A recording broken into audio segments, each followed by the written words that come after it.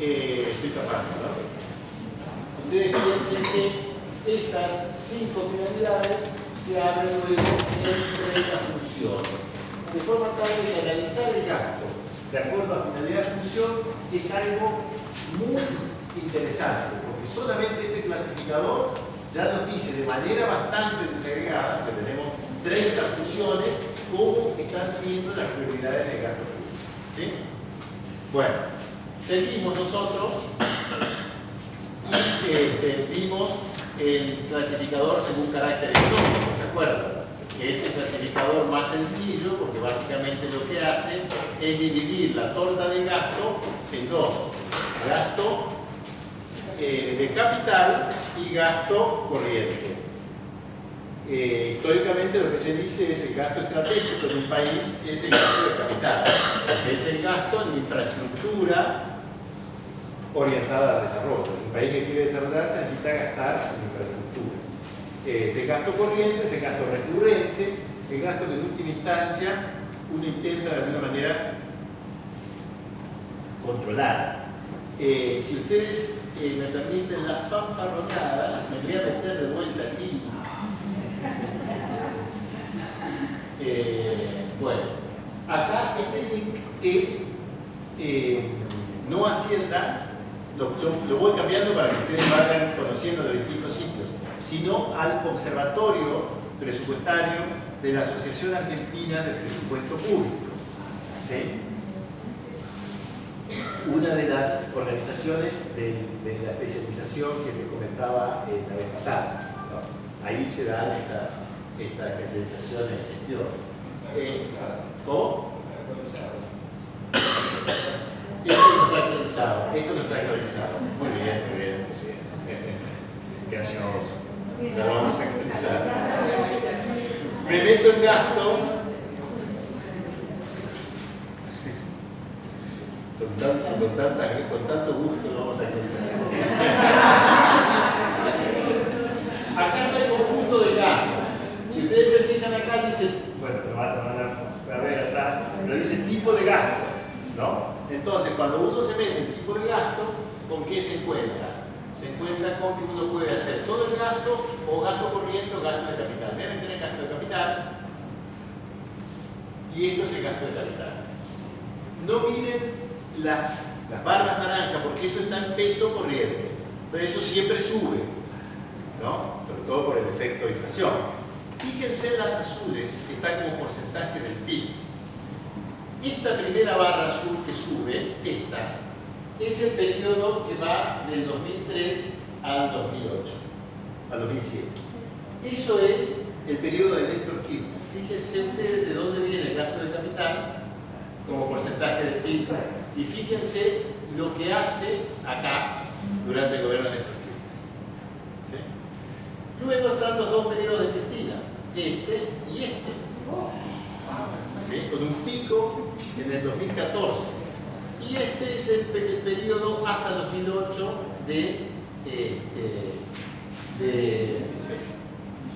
no me sale el nombre.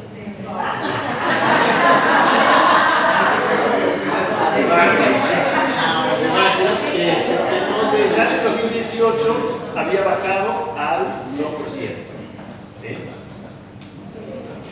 No, perdón, a menos, perdón. Había bajado al 1,32% en el 18. Bueno, acá uno puede consultar entonces eso. Vamos a salir, vamos a volver a la presentación. Vimos entonces también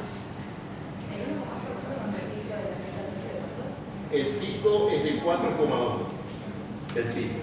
Dicen, no le quiero dar mucha importancia a eso, pero dicen algunos organismos internacionales que para pegar un salto en términos de infraestructura de desarrollo habría que mantener el gasto de capital en alrededor del 4% durante 10 años. Nosotros logramos eso. Desde el 2010 en adelante, 2009 en adelante, el gasto de capital se ubicó en el 4%, el gasto del sector público consolidado. Y después empezó a caer. Y ahora está largamente por debajo del 1%. O sea que esa caída que vimos es lo que representa el derrumbe de la inversión pública. ¿Sí?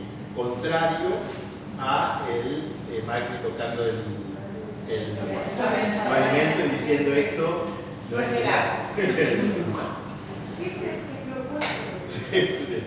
Bueno, vimos el clasificador institucional de quién gasta, digamos, y vimos sobre todo para el presupuesto nacional esta clasificación de administración central y descentralizados, ¿sí?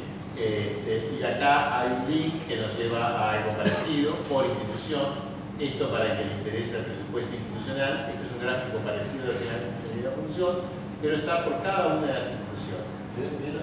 Ahí está el Ministerio de Salud y Desarrollo Social. Esto está con el organigrama último de Cambiemos, que es medio raro, ¿no? Bueno, ustedes ahí tienen por instituciones, ministerios o institutos descentralizados, y pueden hacer también el seguimiento año a año de cómo ha ido variando el gasto por institución. Bueno, vimos el clasificador, también el clasificador programático. Ahí yo les presenté, ya muchos de ustedes conocen largamente sobre esto, las categorías presupuestarias con las que se construye la estructura programática del presupuesto de las instituciones. Programas son programas, actividades centrales, actividades comunes, actividad específica, proyecto, obra. Y ahí en ese caso, lo que le va a quedar a ustedes es la presentación, pero yo les hice una presentación metodológica de cómo se construye una estructura programática. No porque ustedes vayan a construirla, a definirla, sino fundamentalmente porque para entender la estructura presupuestaria es bueno entender cómo se construye, ¿no? Y saber entonces cómo es que un programa representa, un programa siempre representa una producción terminal, es decir, un bien o un servicio que sale fuera de la institución y ya no tiene transformación dentro del proceso productivo de la institución. Y cuando uno habla de una actividad común, está hablando de una actividad que apoya dos o más procesos de producción terminal. Y cuando uno habla de una actividad central, está hablando de una actividad que apoya todos los procesos de producción terminal de la institución y ese tipo de cosas. Bien. Luego vimos, o sea que hasta ahí tenemos, ya simplemente si paráramos ahí, tenemos para hacer dulce en términos de análisis. ¿Sí? Todo lo que yo estoy tratando de hacer es decirle, con esto mínimo que vimos en estos días, uno puede entrar a estas páginas y hacerse un festín con los datos. No es necesario esperar a que salga en el ámbito financiero una nota que diga que el presupuesto. Uno lo puede rápidamente analizar, está asequible para cualquiera de nosotros. Cuando nos quieren hacer difícil es porque algo nos están ocultando. Toda la información está y uno la puede analizar. Sí. ¿Cómo?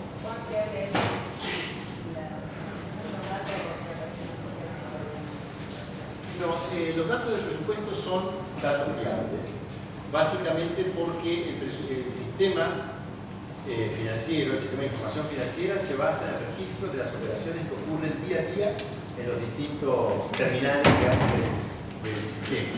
Por lo tanto, es muy difícil de falsear, no se puede dibujar demasiado. Lo que sí tiene de flojo el sistema presupuestario no es tanto de información financiera, sino la información física.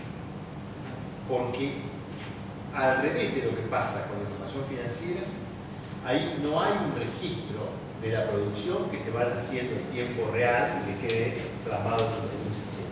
No hay. No, la física me refiero a la producción, a los bienes y servicios. O sea, digo, yo puedo tener el gasto en educación por todos estos clasificadores día a día.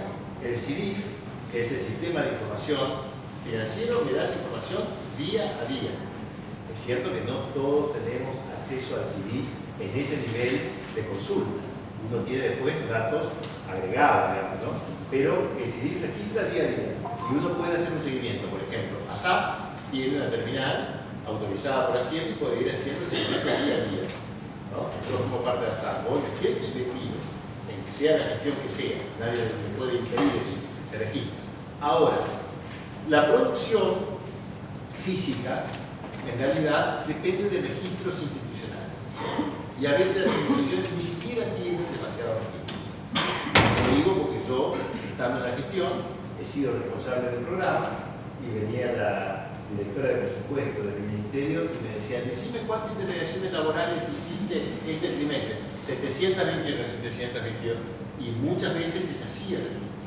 Entonces, eso está más, es más susceptible de dibujos, o de subregistros, o de sobreregistros, o de otro tipo de mañas, ¿no? O sea que hay gente específica de producción física.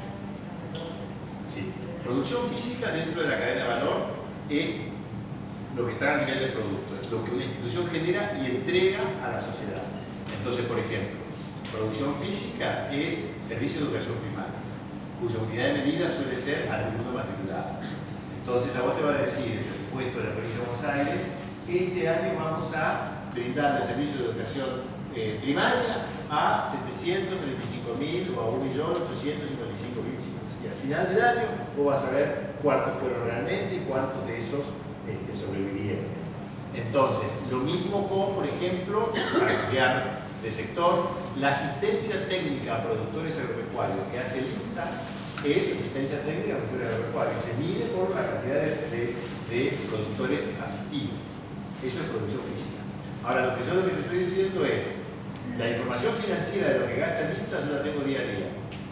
La producción, o sea, los servicios que brinda, la tengo en base a sistemas de información institucionales, que a veces son mejores, a veces son peores, ¿no?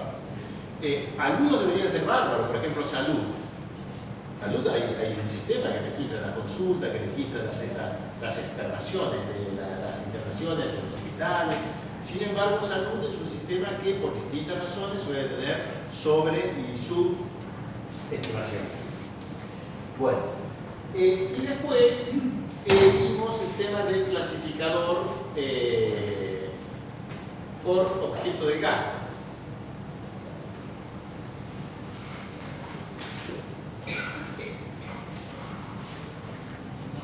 ¿Lo vimos? No lo vimos. Entonces lo vamos a ver ahora. ¿Qué hace el clasificador por objeto de gasto? Yo, ustedes van a conocer el nombre de partidas. Bueno, divide el gasto en estas 6 categorías. El gasto personal, ¿no? Que es lo que se suele llamar inciso 1, lo habrán escuchado.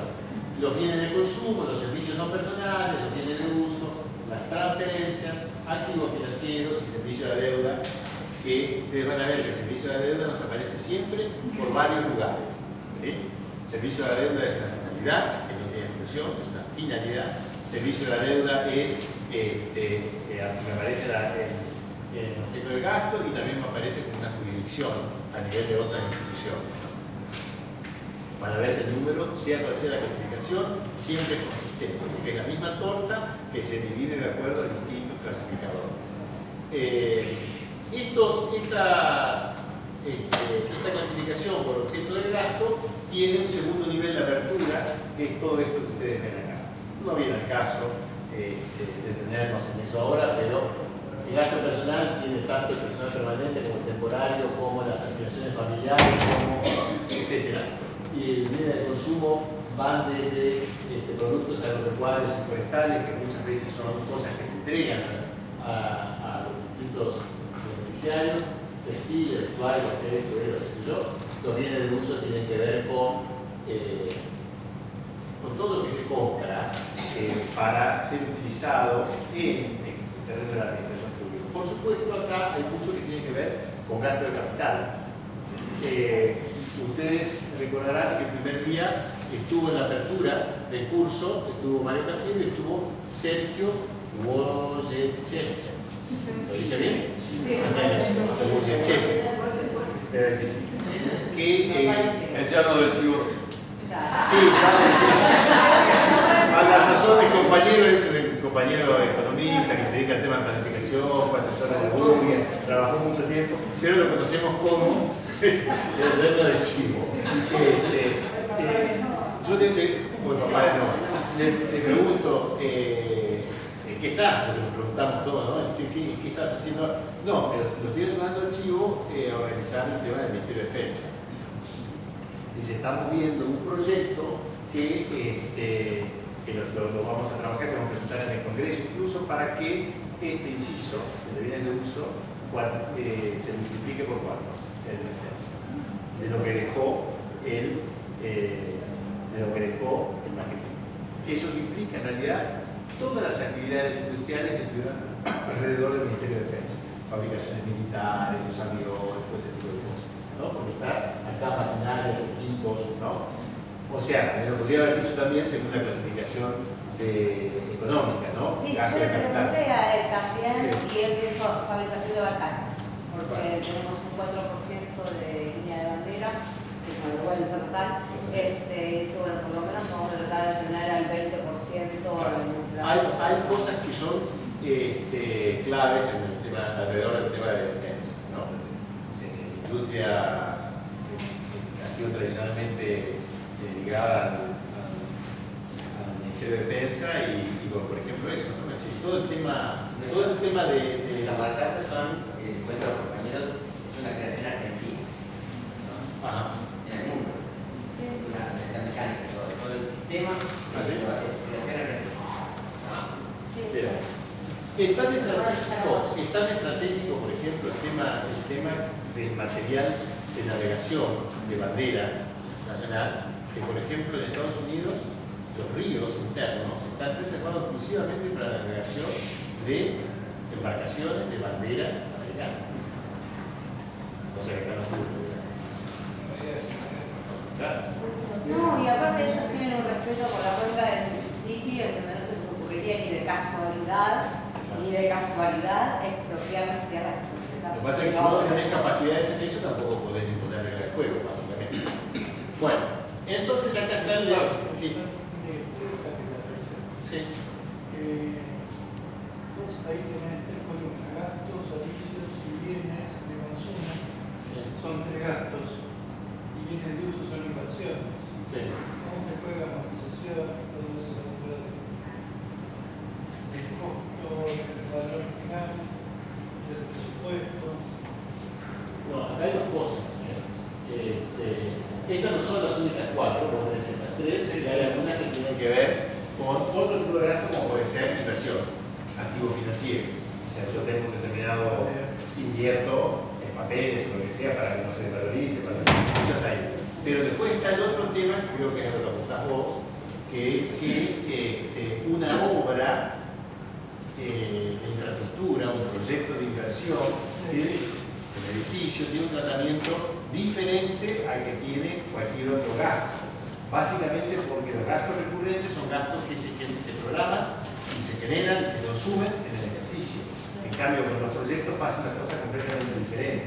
Primero, su generación ya puede ocupar más de un ejercicio, pero después el valor tiene que ver con la vida útil del proyecto y por lo tanto hay que, para hacer cualquier cálculo, prorratearlo, digamos, por la vida útil que se calcula de la inversión. Sí, un aporte corto nada más Sí. para el compañero que creo que tiene formación contable, conoce el tema de organizaciones. Lo que estamos viendo es presupuesto, luego hay un conversor automático haciendo contables, en donde se le va a la partida doble, en donde ahí se ve la amortización. El CIRIF hace eso. Estamos viendo el presupuesto que es plano, no tiene 3 o 4 dimensiones como la partida doble, si es esa la preocupación. No, también, pero vos también apuntabas a la cuestión de depreciación del valor del bien generado. Las instituciones altas, la base de la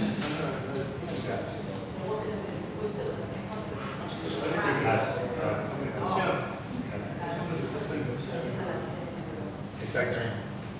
Bueno, entonces, ustedes fíjense, por ejemplo, el tema de transferencias al sector privado. Ese es un rubro, ¿no?, que es muy bueno para observar. Incluso es bueno para observar no solamente a nivel agregado, sino a nivel de las instituciones y de los programas, para ver a dónde está yendo eso.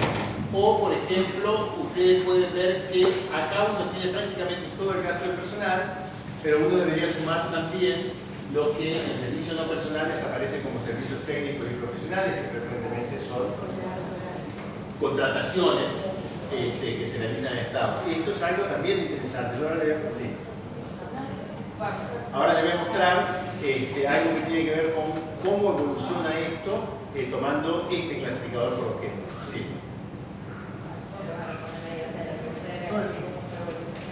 ¿Cómo fue evolucionando? ¿Cuál fue el porcentaje? Ahora lo vemos. Digo, pues tenemos unos ejemplos y ese es uno. Luego tenemos el clasificador por fuente de financiamiento. ¿Sí? Acá también hay varias categorías, como siempre, pero lo que importa, lo que resulta interesante a nivel de un primer análisis, es distinguir, por un lado, las fuentes de financiamiento internas, que puede ser directamente el tesoro, que puede ser recursos propios que genera una institución, de lo que son las fuentes de financiamiento externo. Ahora vamos a ver algún ejemplo respecto de eso. Pero bueno, en todos estos, uno podría entrar, a ver, por ejemplo, esto debe ser el presupuesto. Miren, este es un tipo de gráfico. ¿Qué color es eso? Fucsia, ¿no? Esas son contribuciones patronales. Contribuciones patronales por lo que es toda la recaudación que lleva adelante la Administración Nacional de la Seguridad Social. ¿Qué viene después? Creo que están dividiendo estos dos. El IVA, que es un impuesto al consumo, es un impuesto regresivo y es una de las principales fuentes de financiamiento del Estado. ¿Qué viene después? Aranceles de exportación, ¿no? ¿Y qué viene acá chiquitito, más chiquitito? Ganancias. O sea, esto variaría en la medida que el esquema impositivo va variar, ¿no? En la medida que, por ejemplo, si tuviésemos un esquema impositivo más progresivo, este gráfico nos saldría diferente. Bueno. Y finalmente el clasificador por ubicación geográfica que nos da información sobre el gasto dividido según provincias y departamentos. Si hay algunas otras categorías, como por ejemplo proyectos que son interprovinciales, o proyectos que son de carácter nacional, o que son entre dos países, que son binacionales. Pero básicamente eso es cómo se distribuye el gasto en la provincia. Interesantísimo para analizar también, ¿no? Bien.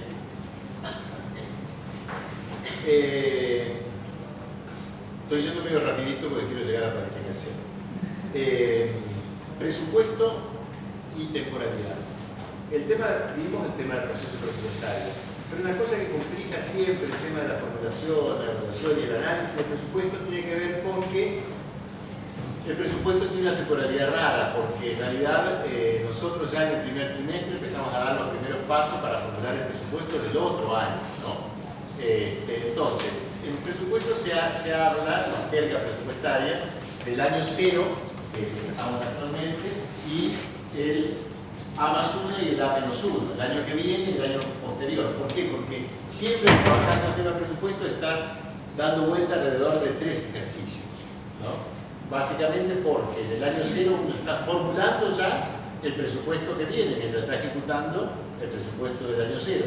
Y a su vez está evaluando el presupuesto del año anterior. Esta es un poco la lógica. Incluso la información uno no la tiene. Por ejemplo, uno formula el presupuesto del año de A1 sin tener todavía la información del presupuesto del año cero.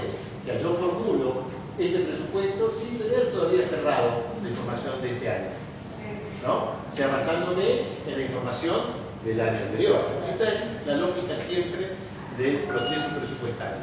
Y en términos de definiciones y de información, ustedes piensen que siempre al final de cada ejercicio, septiembre sería, ¿no? Pero bueno, de septiembre a diciembre está el proyecto de presupuesto, ¿sí?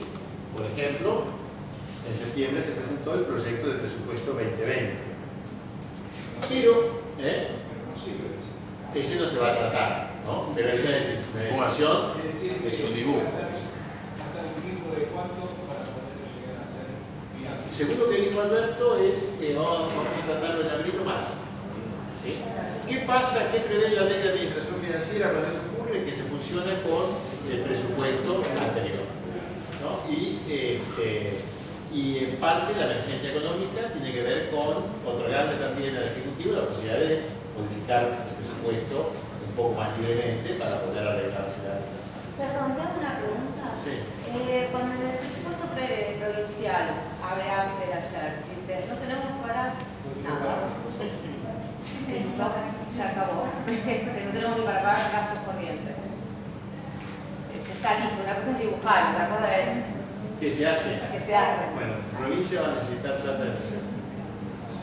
O sea, no hay muchas vueltas en el presupuesto, parece todo muy complejo, pero el presupuesto yo tengo lo que recaudé, ¿no? Y si lo que recaudé no me alcanza, yo tengo que dar bien. Y yo recaudo con impuestos internos o con impuestos externos o con las contribuciones patronales para el sistema jubilatorio. Cuando se trata de un gobierno nacional que tiene una moneda soberana, ese gobierno puede imprimir. Eso siempre te permite, te saca las papas del fuego, imprime.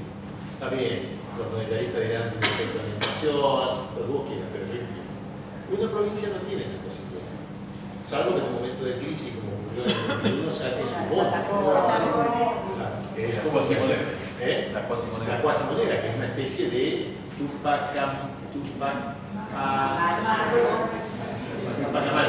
tupacamarización de la moneda nacional, ¿no? Nosotros, en medio de todo, tenemos una gran debilidad, que imprimimos pesos, lo cual te sirve para algunas cosas y para otras no, porque cuando vos debés en divisas, ¿no? Estados Unidos las tiene bárbaras, porque imprime dólares. Entonces, han venido años con déficit y con deuda y qué sé yo, no importa nada, ¿no? Porque es el patrón internacional. Sí. Una pregunta, se tendría que haber hecho a Mario Cafira porque él tiró el otro día la idea de hacer una moneda electrónica, tipo Bitcoin. ¿Cómo se come? No lo sé, tendría que conversar con Mario Cafiero qué es lo que está pensando, ¿no? No, porque existe una moneda que es de Bitcoin. Sí, pero lo que él decía es algo que te sirva solamente en un único circuito, digamos. Parecido al sube, dijo. No, digo, yo lo escuché en otro lado, pero digo, algo así criollo, digamos, un sube.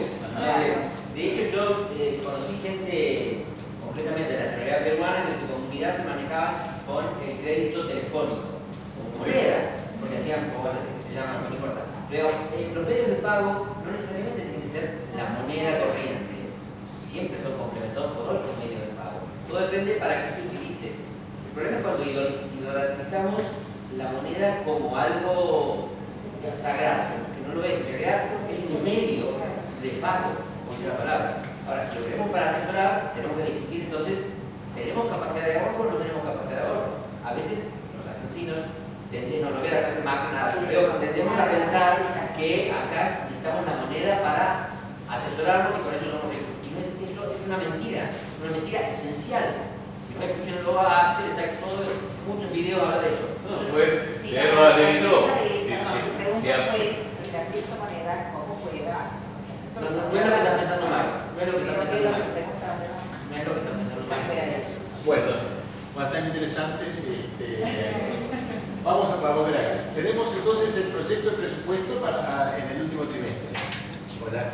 Y tenemos también el 30 de junio, por ley, está fijado que el Ejecutivo debe presentar el avance del presupuesto. O sea, ahí ya tenemos alguna primera información. Y también en la misma fecha el Ejecutivo tiene que presentar al Legislativo la rendición de cuenta, que es la cuenta de ahorro de inversión del año anterior, ¿no? O sea, lo de arriba tiene que ver con el 2020, lo de atrás tiene que ver, lo de abajo tiene que ver con el año anterior. Y eso pasa así todos los años. De forma tal de que uno puede decir, ojo, que yo en el último trimestre traigo información que puedo analizar el presupuesto, tengo el proyecto de presupuesto, pero ya en junio tuve información previa, que es el avance del proyecto de presupuesto, y ya tuve la información consolidada o finiquitada, digamos, de la rendición de cuenta del año anterior. Todo esto son documentos que a nosotros nos permiten contar con información en torno al cual hacemos los análisis. Es interesante, en términos de temporalidad, la contrastación entre los distintos periodos. Esta misma presentación la hice en un curso en Flaxo cuando todavía no había sido las elecciones. Y ya decía AF acá. Lo cual cuando lo puse provocó una carcajada y me dijeron, no se hace, dice por lo menos, guarde la forma. Por ejemplo, miren ustedes esto que ya lo habíamos visto. El gasto de capital, lo vimos en la página de la SAP. Este es el periodo de los 12 años kirchneristas, ¿no? Acá uno lo ve como porcentaje, no del PIB, sino como porcentaje del presupuesto. El gasto de capital no superaba el 9% en los años previos, durante la década del 90, el gasto fue muy bajo, el gasto de capital, y hasta el 2003 no superaba el 9% del presupuesto. ¿Sí? Tampoco después del 2015. Pero durante el periodo del kirchnerismo, ese gasto subió, ¿no? Medio como que se nos amacetó y se nos cayó al final. Pero, ¿cómo? Se cayó básicamente por una cuestión de restricción fiscal. Nosotros al final, tuvimos casi 4 años de un crecimiento casi nulo, muy bajo en los últimos 4 años. Y eso impactó en el gasto de capital. Cayó, digamos, ¿no? O sea, se llegó en el 2014 como efecto de lo que se venía ya programando y se empezó a reducir. O sea, acá hay que decirlo, ¿no? O sea, acá hay un proceso que continuó durante Vázquez, que continuó durante el macrismo, ¿no? Pero esto coincidió con un ciclo muy positivo de la economía, con una situación fiscal en los primeros años que se recompuso muy rápidamente, de la mano del boom de la commodity, de los precios internacionales de los granos, ¿no? Pero la verdad es que se incrementó el gasto de capital. Lo que es increíble es mirar ese dato de lo traje durante la década del 60 y el 70. Porque el gasto de capital que nosotros con esfuerzo logramos ponerlo al 4% del PIB, durante la década del 60 y el 70 estaba cercano al 14% del PIB. Fíjense lo que fue eso. Fue cuando se desarrolló la gran parte de la infraestructura más vinculada al desarrollo que hemos tenido. Represas, etcétera, etcétera. Era el país que vinieron a destruir. El país que vino a destruir. Claro. Que fue la etapa de la resistencia, así que...